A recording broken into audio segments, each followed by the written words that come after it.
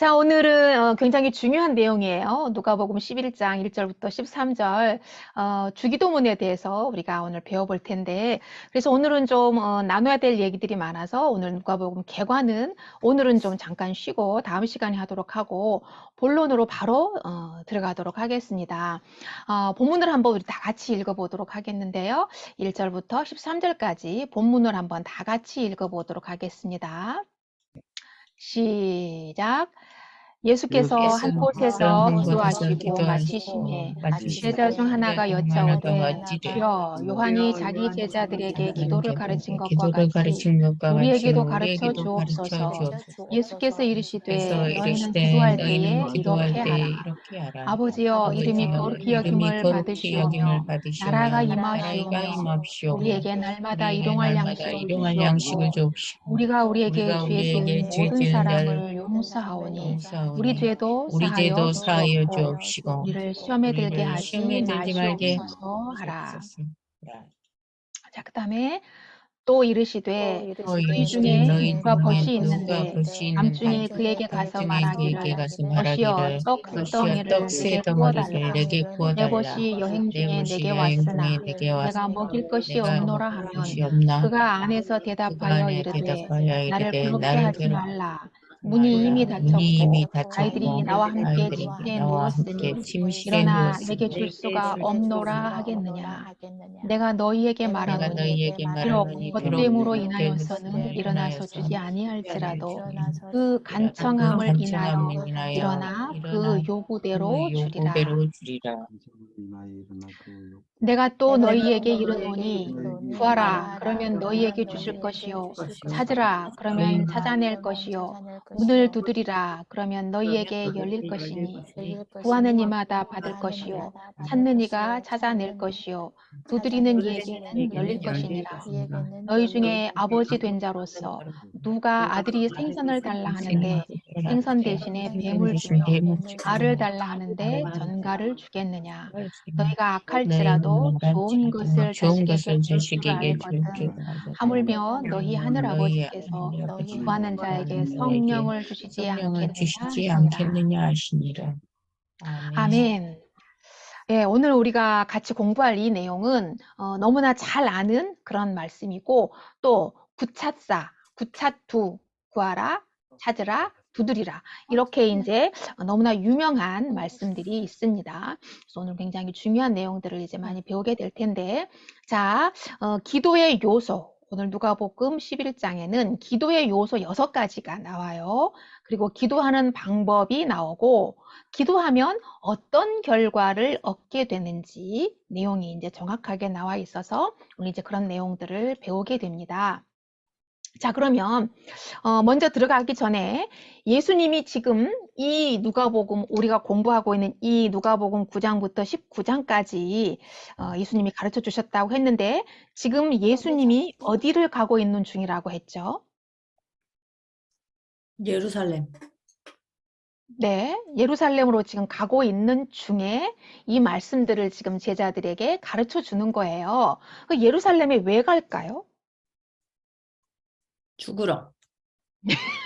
네, 죽으러 가는 거예요. 예, 예루살렘에 소풍 가는 거 아니고 여행 가는 거 아니고 예, 십자가에 달리시러 죽으러 이제 가는 겁니다. 그러니까 이것을 항상 우리가 이제 기억하고 베이스에 깔고 이 누가복음 공부에 들어가야 되는 거예요. 자, 그런데 예수님의 하루 일과가 어땠을까요? 오, 예수님의 하루 일과가 어땠는지 한번 나눠봐 주세요. 어땠을까요?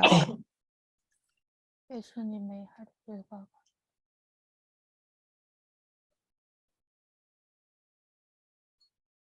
예수님은 뭘 했을까요? 하루의 일과를 어떻게 지냈을까요? 기도하면서 지냈을 것 같아요. 기도만 하면서 지냈을까요? 하루 종일? 하루 종일 복음 전하기. 복음 전하기. 예, 좋아요. 기도하기 나왔고, 복음 전하기 나왔고, 예, 또. 이재열 장보, 집사님, 지금 뭐 보고 계세요? 성경책 보고 있어요. 지금 성경책 보는 시간이 아니잖아요. 성경책에서 답을 찾으려고. 이 예수님의 하루 일과는 지금 성경책에 오늘 본문에 안 나와 있습니다. 아, 그래요. 네. 어떻게 사셨을지, 예수님은 하루 일과를 어떻게 보냈을지 상상하라는 아침부터 거예요? 예? 상상해 보라는 거예요? 아니면 예, 한번 사실상 상상을 한번 해보세요. 아, 음.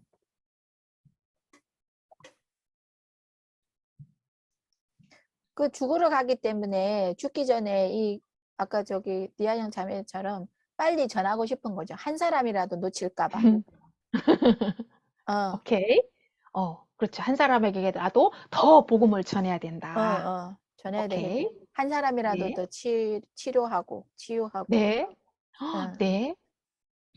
밤 또 안 다른 분은 자면서 다른 분도 밥 한번 먹는 생각을 시간도 해보세요. 아껴서 예. 무슨 시간 아꼈다고요? 밥 먹는 시간, 잠자는 시간. 밥 먹는 시간, 잠자는 시간을 아껴서. 음. 오. 네, 맞아요. 예수님은요, 이 하루 일과가 24시간이 부족할 정도로 너무너무 바쁘셨어요. 밀려드는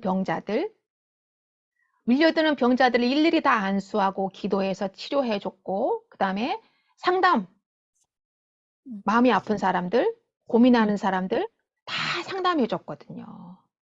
그러니까 우리 강남숙 집사님 말씀하신 대로 식사할 겨를도 없었어요. 그리고 주무실 시간도 없었어. 그러니까 늘 피곤해 찌들어 있었고 늘 배고팠었고 예수님이 그랬잖아요. 너무 배가 고파가지고 무화과 나무에 무화과 열매가 있나 하고 이렇게 볼 정도로 너무너무 배가 고프고 시장했거든요. 그만큼 사역에 집중하느라고 밥 먹을 시간도 없고 잠잘 시간도 없어요.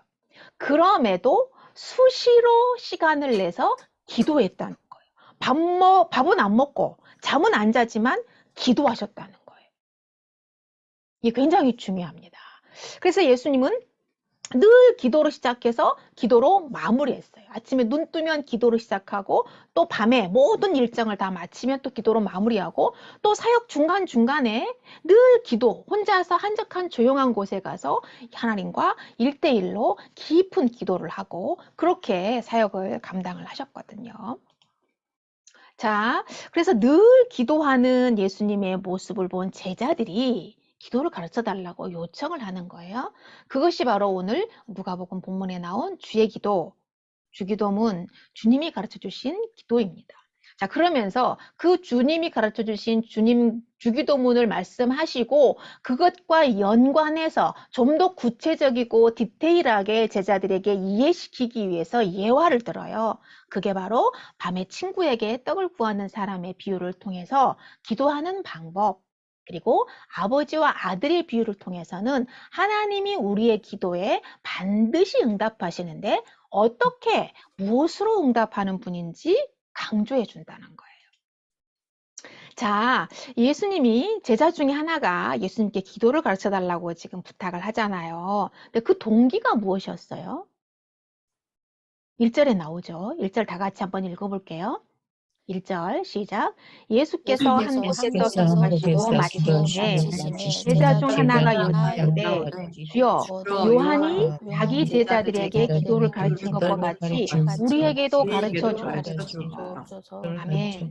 자, 1절에 보면 예수님께서 또 한 곳에서 기도를 하고 마치고 돌아왔어요. 그랬더니 제자 중에 한 사람이 부탁을 한 거예요. 여기 지금 답이 나오죠. 기도를 가르쳐 달라고 한 동기가 뭐죠? 요한이 자기 제자들에게 기도를 가르친 것처럼 가르쳐 달라는 거죠. 오케이, 맞았어요. 이 요한은 세례 요한을 가르쳐 말해요. 세례 요한이 그때는 이제 세례 요한을 따르는 무리가 굉장히 많았거든요. 그러니까 세례 요한파, 예수님파 이렇게 나뉘어져 있었어요. 그러니까 세례 요한이 자기 제자들에게 기도를 가르쳐 줬습니다. 기도문을 이렇게 만들어 가지고 그 기도문을 항상 읽도록 했단 말이에요. 그래서 예수님도 우리가 예수님 따르잖아요. 그러니까 예수님도 우리에게 우리만의 기도문을 좀 가르쳐 주십시오라고 부탁을 한 거예요. 그러니까 왜냐하면 세례 요한은 자기 제자들을 위해서 이제 막 기도문을 가르쳐 주니까 그 사람들이 굉장히 막 이렇게 막 의시되고 막 우리는 기도문을 가지고 우리 선생님이 우리한테 기도문을 가르쳐 줘가지고 우리 이렇게 좀 기도문을 가지고 읽고 있다 그러면서 야 너희는 예수가 뭐 기도문 가르쳐 주냐 뭐 있냐 이렇게 이제 하니까 이 사람들이 뭔가 좀 이렇게 좀 창피하고 기가 죽는 그런 분위기가 형성이 됐겠죠. 그래서 아유, 선생님, 세례 요한이 자기 제자들에게 기도문을 가르쳐 주고, 막 기도를 가르쳐 주는데, 우리에게도 기도 가르쳐 줘야 되지 않아요? 우리에게 기도 좀 가르쳐 주세요. 이랬던 거예요.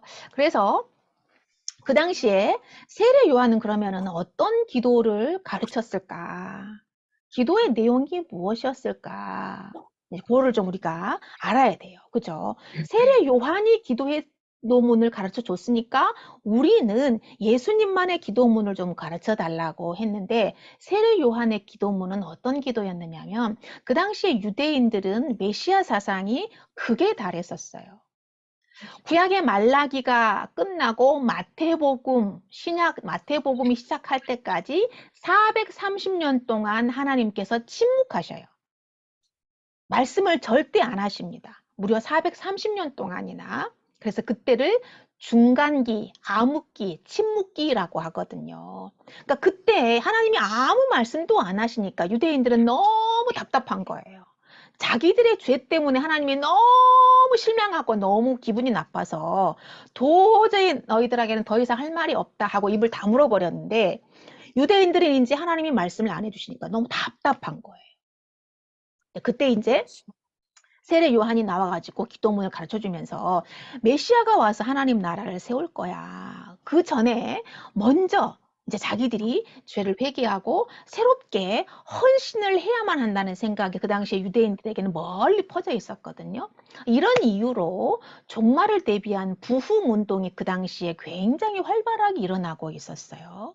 이런 부흥운동을 주도한 사람들하고 단체들이 많이 있었는데 그 중에 대표적인 단체가 바리새파 그리고 에세네파였어요. 이 두 파가 주축이 돼가지고 이제 새로운 개혁 운동이죠. 말하자면 부흥 운동이 활발하게 일어나고 있었는데 바리새파에 속해가지고 운동을 하던 사람들 중은 대부분 중산층이었어요. 그래서 중산층에서 일어난 평신도 운동이었습니다. 우리나라도 태극기 부대 이렇게 막 나뉘어져 있잖아요.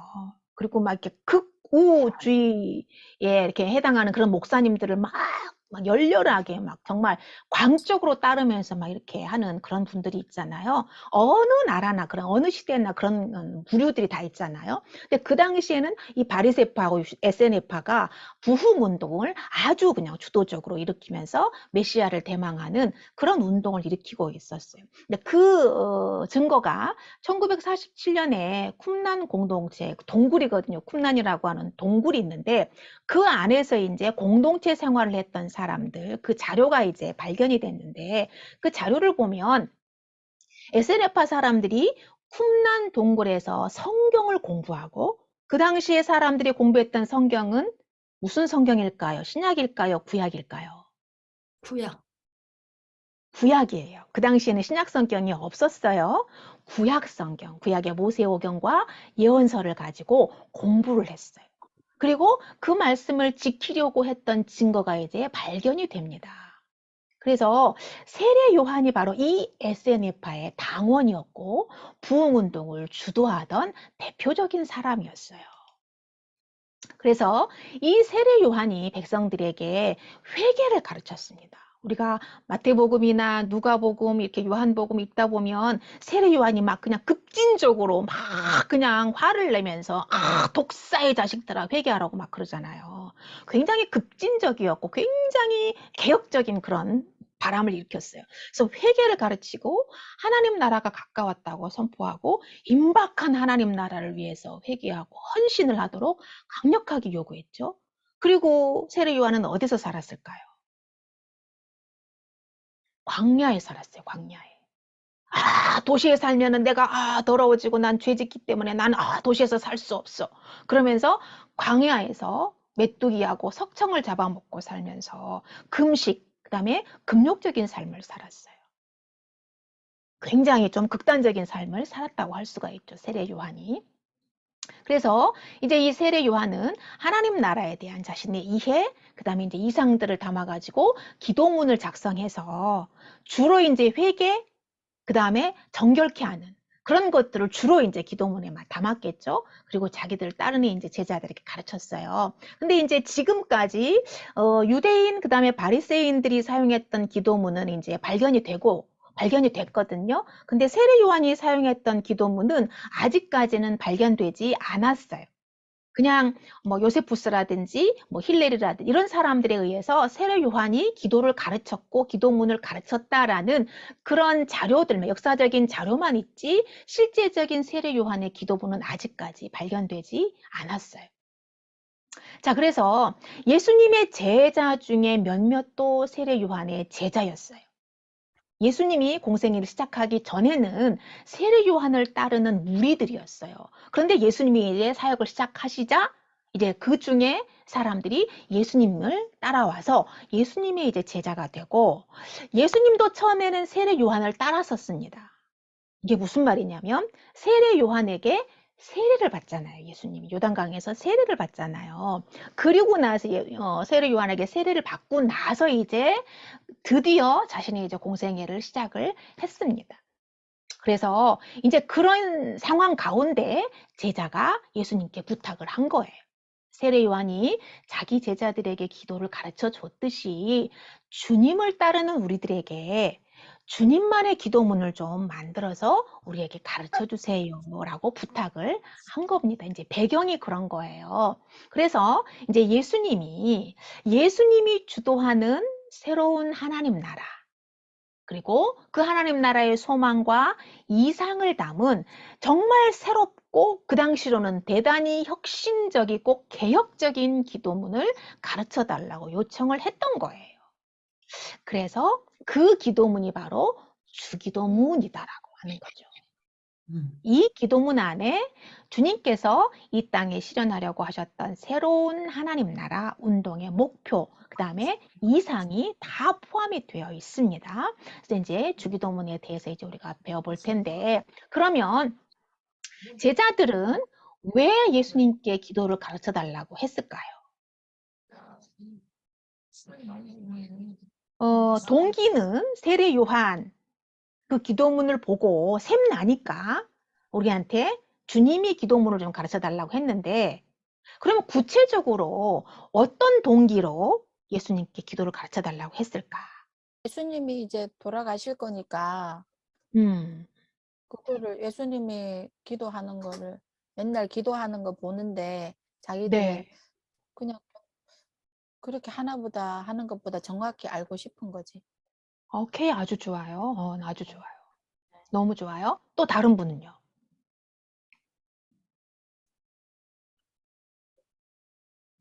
성경 공부 시간에는 자유롭게 여러분들의 생각을 자유롭게 말씀을 해주셔야 돼요. 일방적으로 듣는 거는 별로 기억에 안 남아요. 내가 말하고 서로 이렇게 주거니 받거니 쌍방이 주고받고 해야 이제 기억이 오래 가거든요.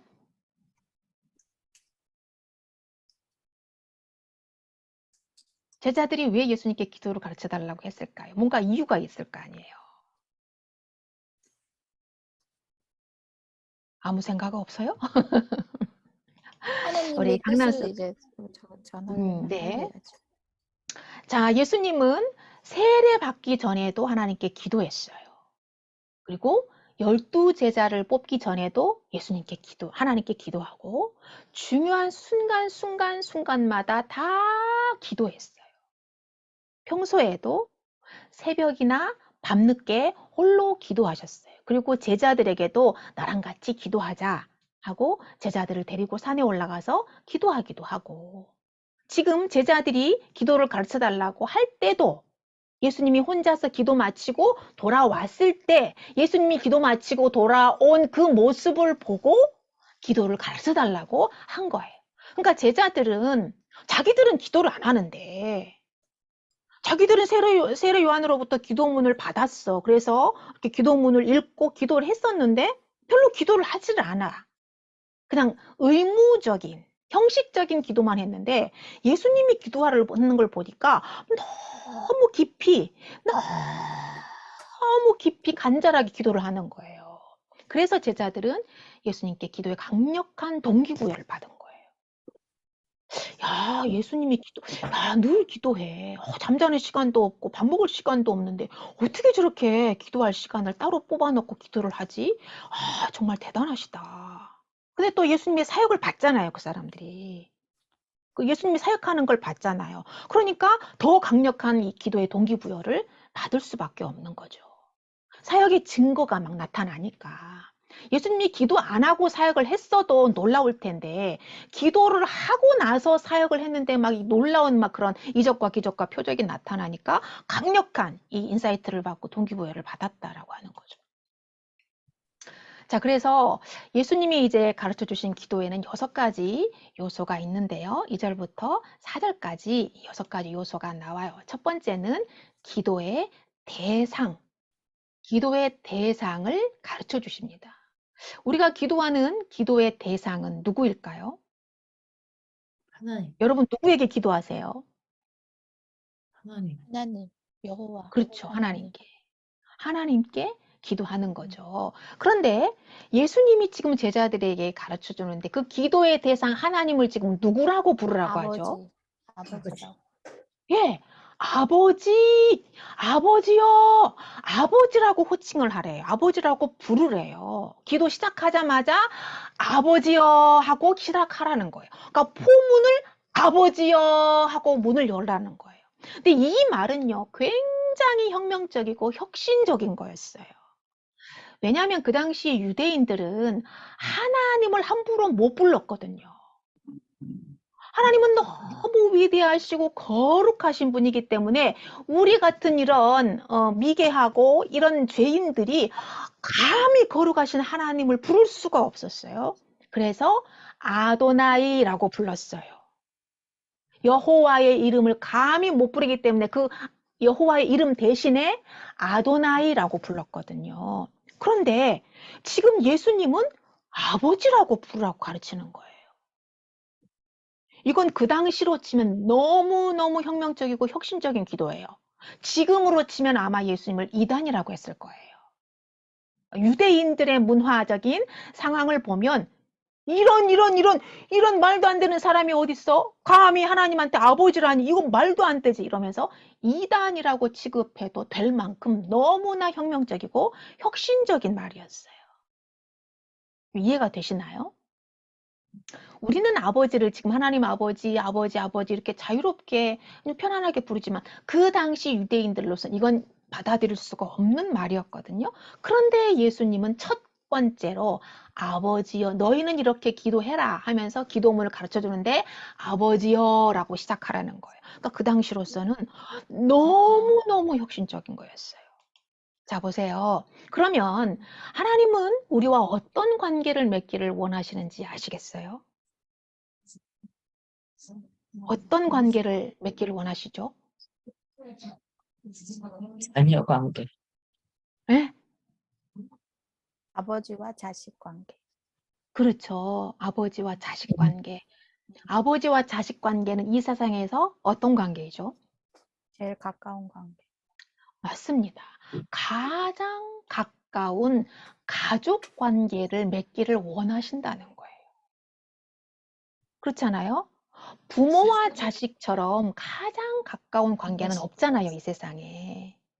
그렇죠. 어떤 것이든지 자녀가 무슨 잘못을 지었든지 어떤 죄를 지었다 할지라도 부모는 자식을 다 용납하고 용서하고 다 품어주고 덮어주는 게 부모잖아요. 하나님이 우리와 그런 관계를 맺기를 원하신다는 거예요. 그래서 아버지라고 부르라는 겁니다. 아버지.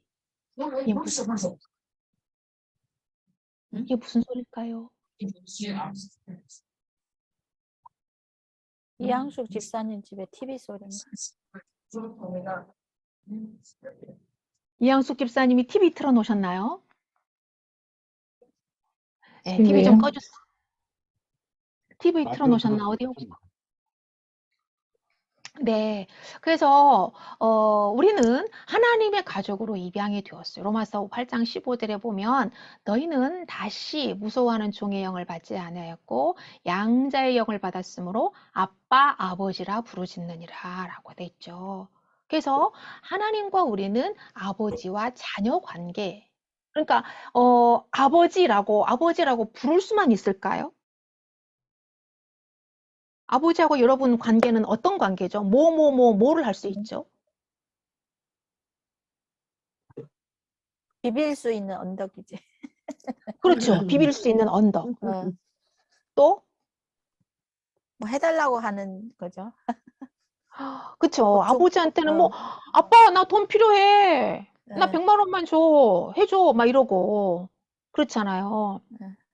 아빠, 나 필요해. 든든한 백이지. 예. 뭐, 설사 아빠가 능력이 안 되더라도, 그쵸. 예. 뭐, 내가 뭐 원하는 거를 그냥 마음 편안하게 뭐든지 요구할 수 있고. 그 다음에 또, 어려, 아빠에게, 또 어려워도 하죠.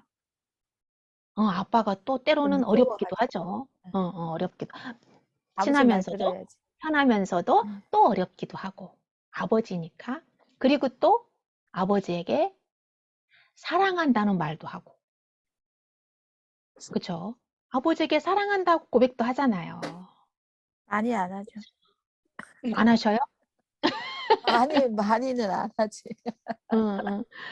그래요. 근데 지금은 이제 이 현대 젊은 세대들은 우리 때는 이제 잘 그런 거를 못 했는데, 이제 나이가 이렇게 좀 젊어지고, 우리 밑에 자녀들은 그래도 아빠, 엄마에게 사랑한다는 표현들을 이제 많이 하죠. 근데 그 표현을 많이 하는 게 좋을 것 같아요. 그리고 또 약속도 하잖아요. 아빠, 내가 효도할게. 내가 돈 벌고 성공하면은 아빠 내가 차 사줄게, 벤츠 사줄게, 뭐 BMW 사줄게, 뭐 집 사줄게, 뭐 이러면서 약속도 하고, 뭐 이런 거 아무튼 뭐 별의별 거 다 요구도 하고 약속도 하고 또 해드리기도 하고 막 이러잖아요. 그러니까 이런 가족의 관계를 맺기를 원한다라고 하는 거죠.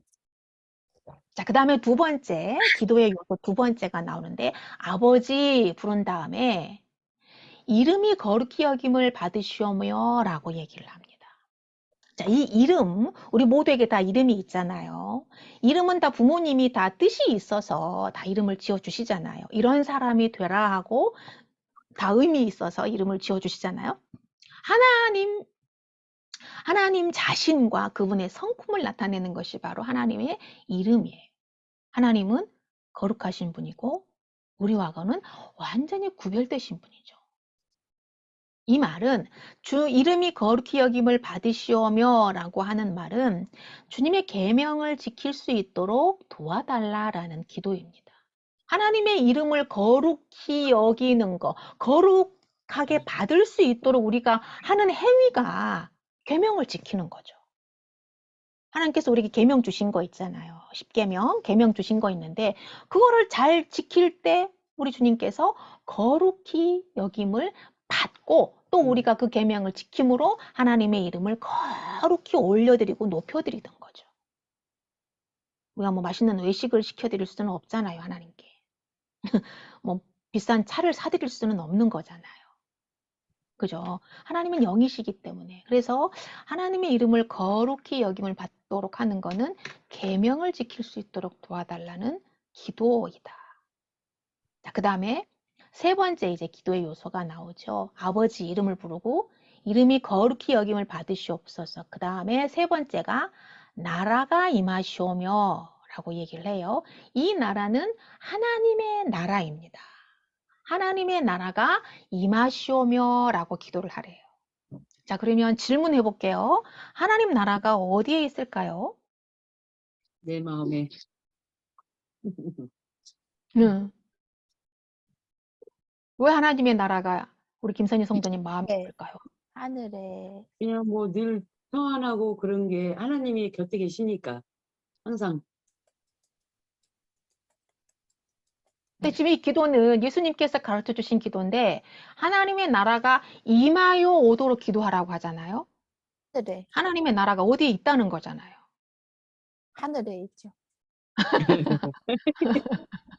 하늘에 있어요. 아니 맞아요. 주기도문에 하늘에 임하심 하늘에 임하시면 이 땅에도 음. 임해 달라는 거잖아요. 주기도문 내가 다 네네. 못 외웠는데 그러니까 이 땅에 없다는 거예요. 어. 하나님의 나라가 이 땅에 없고 지금 네. 하늘에 있다는 거잖아요.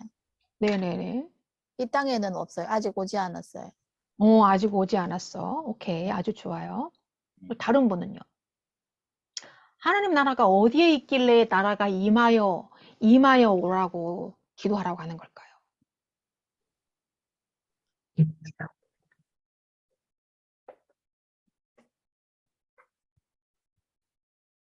아무 생각이 음. 없습니까? 생각을 하셔야 이제 됩니다. 뭐 예를 들어서 하늘이 하나님이 있겠지. 높이 계시니까 네. 뭐 그걸 우리가 하늘에 오르사 뭐 하나님이 높이 계시니까 이렇게 그렇게 형상적으로 표현하는 거 아닌가요? 모르겠네. 하나님이 높이 오케이. 계시니까. 오케이.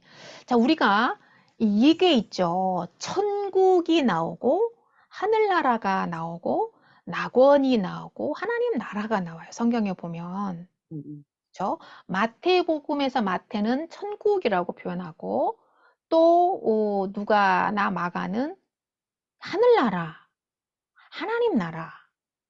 그다음에 또 누가복음에 보면 낙원이라는 말도 나와요. 낙원. 이 말이 다 다른 말일까요? 아니면 같은 말일까요? 한 마리. 무슨 말일 것 같아요. 같은 똑같은 말인 거예요. 아니에요. 같은 말이에요? 천국은 천국은 뭐고, 하늘나라는 뭐고, 낙원은 뭐고, 하나님 나라는 뭐예요? 천국은 하늘이고 천국하고 하늘나라는 같은 것 같고 네. 낙원은 우리가 죽고 난 다음에 다시 그 부활됐을 때 그걸 낙원이라고 하잖아요. 부활된 다음에 우리가 응? 사는 곳이 낙원. 음, 낙원과 천국이라 그러고 낙원이라 그러고 하나님의 나라는 하나님이 이 통치하는 나라를 하나님의 나라 아니에요? 네. 그러니까 강남수, 네, 그렇지. 하늘나라는 하나님 나라와 좀 다른 것 같아. 하늘나라는 우리와 상관없이 그냥 하나님과 천사들의 나라, 하늘의 나라, 우리 사람이 아니라, 근데 하나님의 나라는 하나님이 통치한 나라를 하나님 나라라고 그러지 않나요? 네. 그러니까 강남숙 집사님 말을 정리하면 다 다르네. 그죠? 달라요. 네. 달라요. 제 생각은 다른 것 저는 같아요. 다 같을 것 같아요. 왜요? 저는 왜 다 같을 같아요? 것 같아요. 예. 왜냐면 네. 뭐 하나님 나라, 하늘나라, 하나님 나라, 낙원 다 그냥 진짜 천상 행복한 곳 그곳이라고 생각이 다 통틀어서 좋은 곳이라고 생각이 들어서 그냥 같을 것 같아요. 말이 단어가 다 다른데. 그래도 같은 제가 느끼는 어. 하나님의 나라, 하늘에 있는 나라, 뭐 하늘, 낙원 다 기쁘고 그냥 행복한 그런 곳이라고 생각이 들어서 다 같은 것 같아요. 다른 분은요? 어떻게 생각하십니까? 이거 성경을 기록한 사람에 따라서 글자는 다르지만 그 공간은 천국은 다 똑같다라는 생각을 해요. 물론 구약 시대에는 예수님이 오시기 전에는 아마 우리가 죽어서 지옥 가는 게 아니고 천국을 간다 했을 때 그 공간이 따로 어딘가 있을 거라고 생각했거든요. 근데 예수님이 오시고 나서 천국은 어디 따로 공간 있는 게 아니고 결국은 우리 마음속에 아마 우리가 살고 있는 이 공간에 천국이 생각에 따라서 다 있다. 이런 의미로 천국이 다 똑같지 않을까 하는 생각이. 오케이. 우리 하영자매는 어떻게 생각하세요?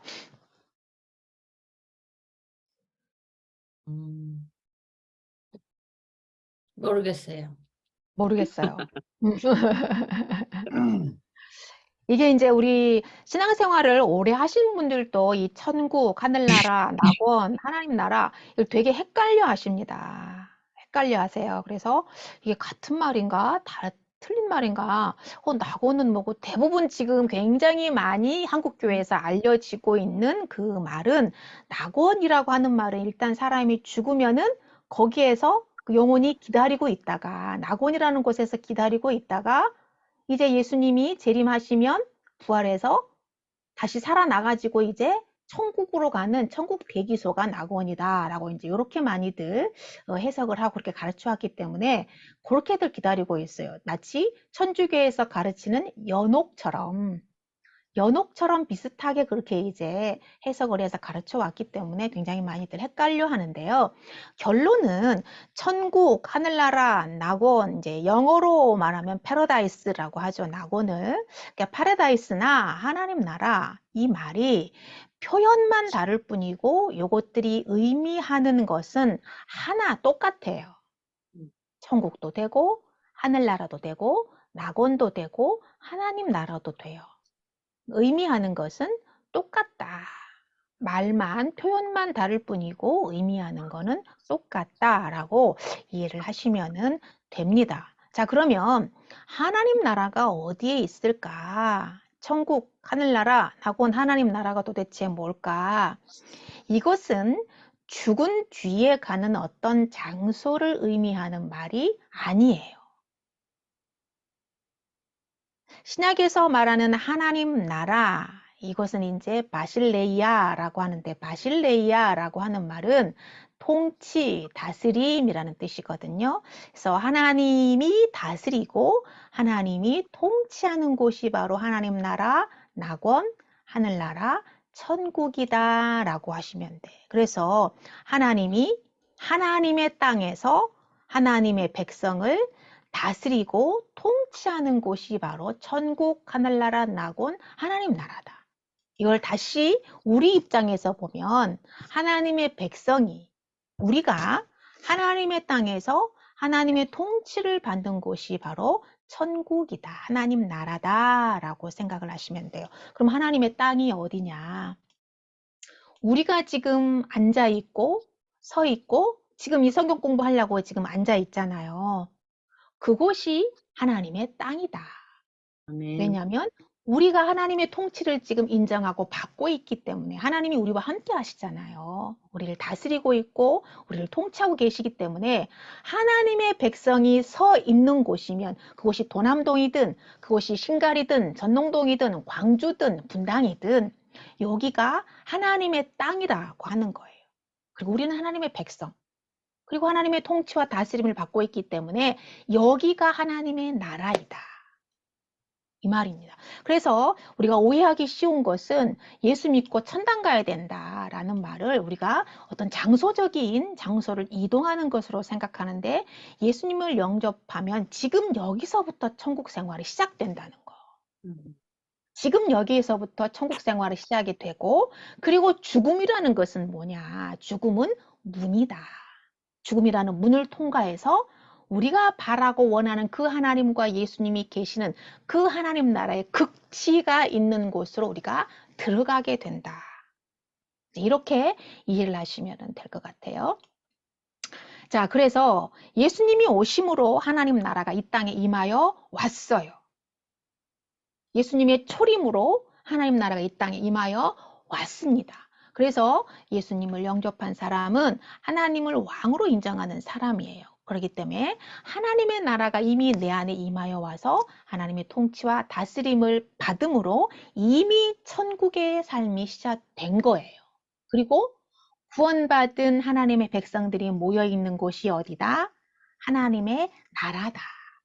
지금 우리가 있는 곳이 하나님의 나라다. 이렇게 이제 이해를 하시면 돼요. 그런데 왜 하나님 나라가 임하기를 기도하라고 하는 걸까? 지금 예수님이 기도를 가르칠 때 세 번째 나라가 임하시오며 라고 기도하라고 하잖아요. 이미 임하여 왔는데 예수님이 이 땅에 오심으로 하나님 나라 임하여 왔는데 왜 임하기를 기도하라고 하는 것일까? 아직 하나님의 나라가 임하지 않은 곳이 있어요. 어디일까요? 믿지 않는 사람, 그렇죠. 믿지 않는 믿지 않는 사람들이다. 사람. 맞습니다. 아직 구원받지 못한 영혼들이 하나님 나라가 임하지 않은 곳이에요. 그래서 구원받지 못한 영혼들은 지금 하나님의 통치와 다스림을 받는 것이 아니라 마귀의 통치를 받고 있어요.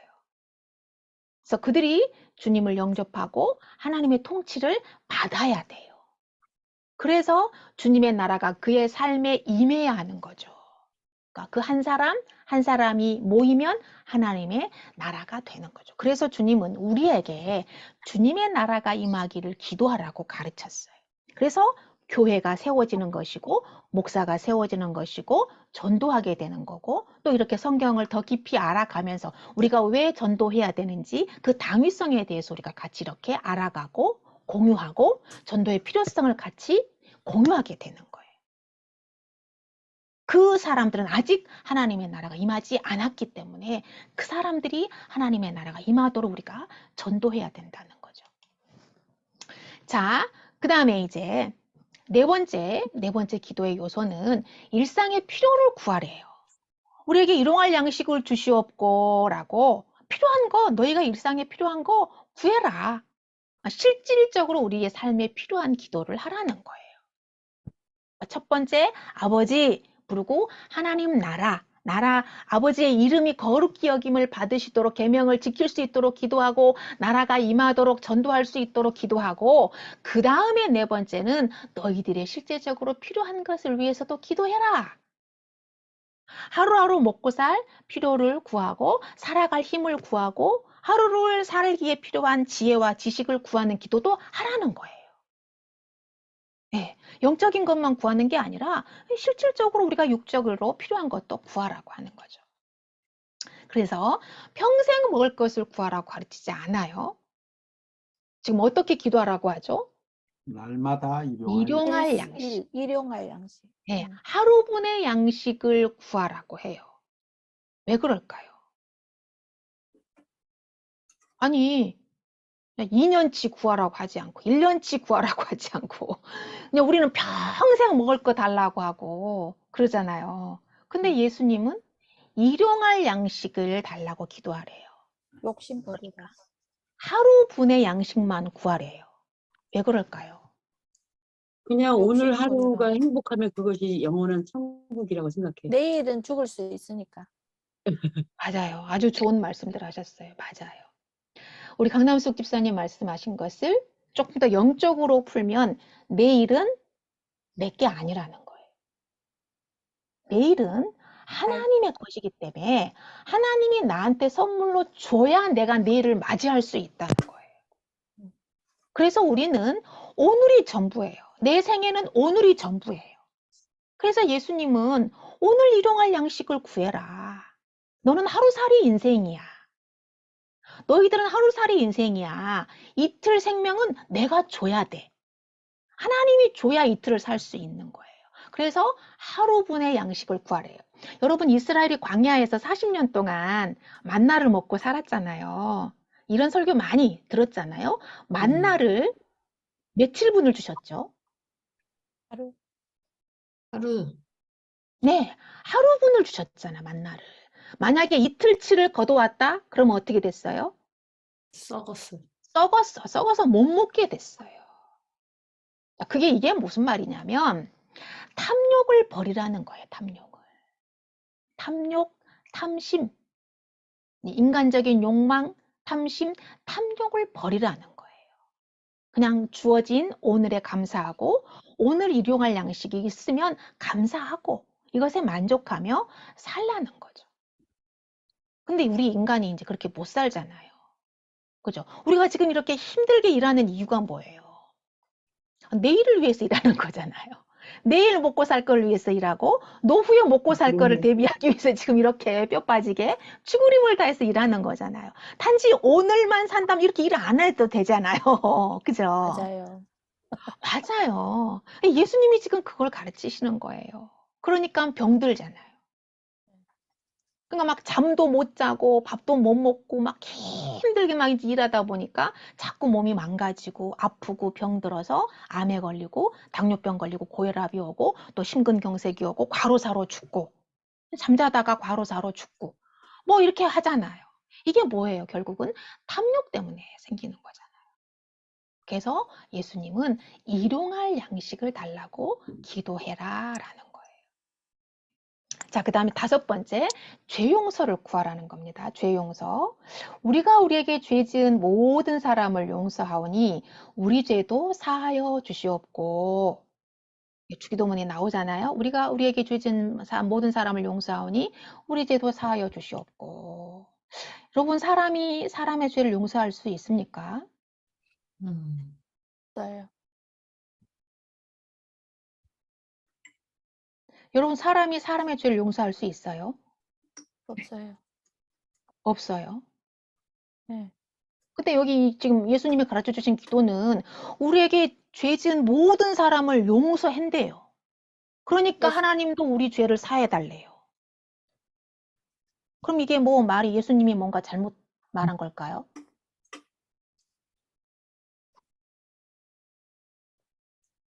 여기서 말하는 건요. 사람은 절대로 죄를 용서할 수 없어요. 오직 우리의 죄를 용서할 수 있는 분은 하나님 한 분뿐이에요.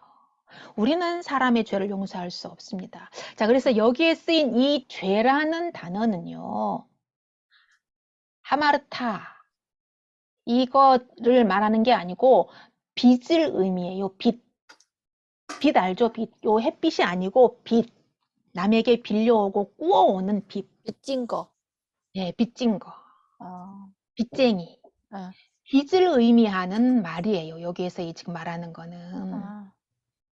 그래서 이 말이 무슨 말이냐면 그 당시에 그 당시 초대교회 이스라엘의 유대인들은요. 너무너무 가난했어요. 거의 대부분 80% 이상의 국민들이 다 극빈층이었어요.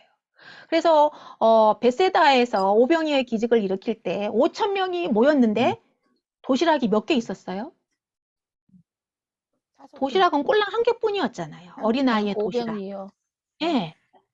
5천 명이, 그러니까 남자만 5천 명이고 여자아이들 다 합치면 2만 명이 넘었다고 하거든요. 베세다 들려 예수님의 설교 들으려고 모였던 사람이. 근데 2만 명 중에서 도시락이 몇 개였다고요? 하나. 하나밖에 안 나왔어. 하나밖에. 그러니까 그만큼 가난했다는 거예요. 도시락도 못 사가지고 다닐 정도로 너무너무 가난했어요. 여러분, 가난하면 뭐가 있을까요? 빚이죠. 빚. 빚이 있어요. 빚이. 오늘 먹고 살아야 되는 돈이 없어. 빌려야지. 빌려야죠. 그죠? 애들도 네. 먹여야 되고 와이프도 먹여야 되고 그러는데 돈이 없어. 그럼 어떻게 빌려야 돼? 그러니까 이 빚져야죠. 사람한테 빌리고 저 사람한테 빌리고 이 사람한테 빌리고 계속 빌려가지고 먹는 거예요. 네. 근데 또 버리는 괜찮았을까요? 없어요. 없어요. 벌어 못 벌어. 그러니까 빚이 어떻게 됐을까요? 계속 쌓이는 거예요. 빚이. 빚이 계속 쌓이는 거예요. 그런데 안식년에 이 빚을 다 탕감해 줍니다. 안식년의 빚을 다 탕감해 주는 거예요. 안식년이라고 하는 거는 7년째가 되는 해에 안식년이거든요. 그러니까 모든 걸 다, 농사를 다 쉬어. 논이고 밭이고 다 쉬게 해주고, 그리고 이 안식년에는 빚쟁이들, 가난한 사람들의 빚이 얼마가 졌든지 간에 다 탕감해 주도록 돼 있어요. 왜요? 그게 유대인의 법이에요. 그게 가난한 사람들, 사회적인 약자들을 구하고 도와주는 법이에요. 이 법이 없다면 가난한 사람들은 못 살아요. 탕감해주는 법이 없으면 가난한 사람들은 못 살죠. 그래서 하나님은 이 사회적인 약자, 가난한 사람들을 위해서 안식년이라고 하는 제도를 만들고 그때는 빚이 얼마가 있든지 다 0, 제로 이렇게 해주도록 했단 말이에요. 그래서 이 말이 무슨 말이냐면 나에게 돈을 빌려간 사람의 빚을 내가 탕감해 줬어요. 자, 다시 한번 볼게요. 우리가 우리에게 돈을 빌려간 거, 빚진 것을 모든 사람이 빚진 걸 다 탕감해 줬어요. 이 말이에요, 지금. 다 탕감해 줬으니까 주님도 우리의 죄를 좀 탕감해 주세요. 이 말입니다. 우리의 빚, 죄의 빚. 우리는 죄의 빚을 지고 사는 사람들이에요. 우리는 하나님께 죄의 빚을 진 사람들이잖아요. 우리의 이 죄의 빚을 하나님께서 탕감해 주세요. 이 뜻입니다. 이해가 되시나요? 네, 이 뜻이에요. 자, 그래서 6번째 마지막으로는 하나님의 보호를 구하라는 기도도 하래요. 우리를 시험에 들게 하지 마시옵고, 이 말은 유혹, temptation, 유혹에 빠지지 않게 지켜주시고 우리가 유혹으로부터 자유할 수 있는 자유를 달라는 거예요. 여러분, 지금 우리나라 카드 보통 다 4개, 5개, 10개까지 가지고 있는 사람들이 있어요.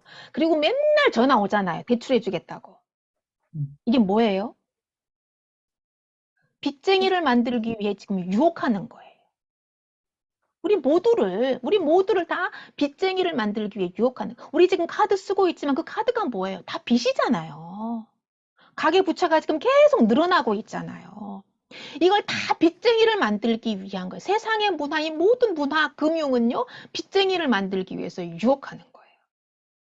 거기로부터 자유케 해달라는 기도예요, 기도. 유혹에 빠지지 않도록 해주세요. 넘어가지 않도록 해주세요라고 하는 것이 바로 이 기도입니다. 그래서 그리스도인이 된 순간 우리는 영적 전쟁이 시작되는 거예요. 예수님은 우리에게 하나님의 보호하심을 구하라고 가르쳐요. 우리의 일상이 영적 싸움터, 전쟁터라는 것을 기억하고요. 죄의 유혹으로부터 우리를 보호해 주시기를 하나님께 기도해야 한다는 거예요. 마귀는 우리를 넘어뜨리려고 계속 유혹합니다. 하나님께 도와달라고, 지켜달라고, 유혹으로부터 자유하게 해달라고 기도를 해야 된다는 거예요. 자, 이렇게 주기도문은요, 기도의 완성본, 기도의 극치예요. 예수님이 가르쳐 주신 기도문입니다. 세례 요한이 가르쳐 준 기도하고는 뭐 비교도 안 될 만큼 너무나 완벽한 기도의 극치입니다. 예수님이 십자가를 지러 예루살렘으로 가던 중에 가르쳐 준 기도라는 것을 잊어서는 안 돼요. 자, 그러면 하나님 나라를 구하는 기도이고 구원을 바라는 기도이고 우리를 위한 기도예요. 주기도문의 본질을 모르고 주기도문을 외우는 것은 그야말로 주문을 외우는 거예요. 이 주기도문의 본질을 잘 이해하고 주기도문을 외워야 된다는 것입니다. 자, 그러면 이제 5절로 넘어갈게요. 이제 예수님이 이 주기도문을 좀 더 구체적으로 설명하고 이해시키기 위해서 예화를 드는 거예요. 자, 밤에 여행하던 친구가 밤에 연락도 없이 그냥 갑자기 들이닥쳤어요. 근데 왜 밤에 들이닥쳤냐면 그 팔레스타인은 낮에는 너무 뜨겁기 때문에 여행을 못 해요. 밤에 주로 여행을 합니다. 시원해지면. 그러다 보니까 밤에 이제 여행을 하다가 이제 친구 집에 온 거예요. 그런데 배가 너무 고픈 거지. 여행하다 보니까. 배가 너무 고파서 뭐 좀 달라고 하는데 줄 게 없는 거예요. 그래서 친구네 집에 이제 떡을 구하러 갔어요. 그래서 떡을 구하러 갔습니다. 자, 5절부터 8절까지 읽도록 하겠습니다. 또 이르시되 너희 중에 누가 벗이 있는데 밤중에 그에게 가서 말하기를 벗이여 떡 세 덩이를 내게 구워달라. 내 벗이 여행 중에 내게 왔으나 내가 먹을 것이 없노라 하면 그가 안에서 대답하여 이르되 나를 괴롭게 하지 말라. 문이 이미 닫혔고 아이들이 나와 함께 침실에 누웠으니 일어나 내게 줄 수가 없노라 하겠느냐. 내가 너희에게 말하노니 비록 벗됨으로 인하여서는 일어나서 주지 아니할지라도 그 간청함을 인하여 일어나 그 요구대로 주리라 라고 말씀을 하십니다. 자, 주기도문에서 이상한 점을 발견하셨나요? 주기도문에 이상한 점 발견 못하셨죠? 주기도문의 이상한 점은 주어가 나라는 주어는 한 번도 안 나온다는 거예요. 다시 한번 성경 공부 마치고서 주기도문 한번 다시 한번 꼼꼼히 읽어보세요. 주어가 하나님, 하나님의 나라, 그리고 우리가 주어입니다. 나라는 1인칭은 한 번도 안 나와요. 그러니까 주기도문은 누구를 위한 기도라는 거예요? 나를 위한 기도가 아니고 우리를 위한 청원이라는 거예요. 우리 공동체를 위한 청원이라는 것입니다. 공동체를 위한 기도문이라고 하는 거예요. 이걸 모르셨죠, 우리가? 그죠? 몰랐잖아요. 주기도문을 정확하게 읽어보면 우리가 계속해서 나오고 나라는 말은 절대로 안 나옵니다. 주기도문은 공동체를 위한 기도문이라는 거예요. 그래서 밤중에 친구 집에 떡을 빌리러 간 이유가 뭐예요? 놀러 온 친구한테 먹이려고. 그쵸? 내가 먹고 싶어서 그런 게 아니고. 그렇죠. 응. 내 문제를 해결하기 위해서가 아니라 나의 친구. 허기짐을 해결하기 위해서가 아니라는 거예요. 아니다. 응. 친구, 밤중에 여행 중에 예고도 없이 찾아온 그 친구를 환대하기 위해서, 대접하기 위해서, 접대하기 위해서 지금 친구한테 떡을 빌리러 갔다는 거예요. 그러니까 내 문제를 해결받기 위해 밤중에 친구 문을 두드린 것이 아니라는 거예요. 네. 그쵸? 그래서 기도에 대해 가르치다가 이 비유를 말씀하신 이유가 있죠. 주기도문을 가르치다가 이 비유를 말씀하신 이유는 기도 중에 최고의 기도는 나를 위한 기도다? 남을 위한 기도. 아니다. 남을 위한 기도라는 거예요. 기도 중에 최고의 기도, 가장 하나님이 기뻐 받으시고 인정하는 기도는 남을 위한 중보 기도라고 하는 거예요. 남의 문제를 해결하기 위해서 내가 발벗고 나서서 간청하는, 하나님께 간절히 매달려서 기도하는 것을 하나님이 가장 기뻐 받으신다라고 하는 거죠. 그러면 자, 내 그래서 기도도 내가 하지 말고 남 보고 해달라고 해야 돼요? 맞아요. 맞아요. 중보 기도를 항상 기도를 부탁을 해야 되는 거예요. 나 이런 기도 제목이 있으니까 이런 기도 좀 해주십시오 하고 계속 기도를 부탁을 해야 되는 거예요. 그리고 나는 남의 기도를 해주는 거예요. 자, 그래서 친구, 그 다음에 이웃을 위해 기도한 결과는 두 가지 결과가 주어져요. 첫 번째는 구하는 것을 다 받게 된다는 거예요. 자, 보세요. 9절부터 10절. 내가 또 너희에게 이르노니 구하라. 그러면 너희에게 주실 것이요. 찾으라. 그러면 찾아낼 것이요. 문을 두드리라. 그러면 너희에게 열릴 것이니.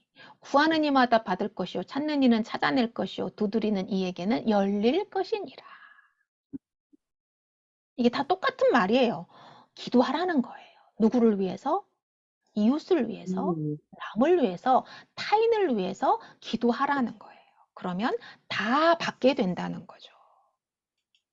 그 다음에 중요한 건 이제 가장 중요한 클라이막스는 이겁니다. 성령을 받는다는 거예요. 성령을. 13절을 읽어보면요. 이상한 말이 나와요. 13절. 너희가 악할지라도 좋은 것을 자식에게 줄 줄 알거든. 하물며 너희 하늘 아버지께서 구하는 자에게 무엇을 주시지 않겠느냐?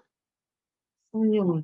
성령을 주시지 않겠냐? 성령을 주시지 않겠느냐? 말이 이상하죠. 문맥이 지금 이상하죠. 네. 좋은 것을 자식에게 줄 줄 알거든. 하물며 너희 하늘 아버지께서 여기에게 문맥상 무슨 말이 들어가야 돼? 맞을까요? 어울릴까요? 좋은 것을 주시지 않겠느냐? 그쵸? 이렇게 해야 문맥이 맞겠죠. 그런데 갑자기 생뚱맞게 성령이 나와요. 성령이 나오네. 이게 무슨 말일까요? 최고를 준다는 거지. 아, 할렐루야. 네, 할렐루야. 구하지 않은 성령을 주신다는 의미는 옛다. 나를 줄게. 성령이 하나님의 아바타잖아요. 성령님이 하나님의 아바타잖아요. 그러니까 성령을 준다라는 말은 하나님 자신을 주겠다라고 하는 말이에요. 할렐루야. 이거보다 더 좋은 게 어디 있어요? 그쵸? 하나님을 우리한테 준다는데 이것보다 더 좋은 게 어디 있습니까? 진짜 최고를 주겠다라고 하는 거죠. 최고를 주겠다라고 하는 거예요.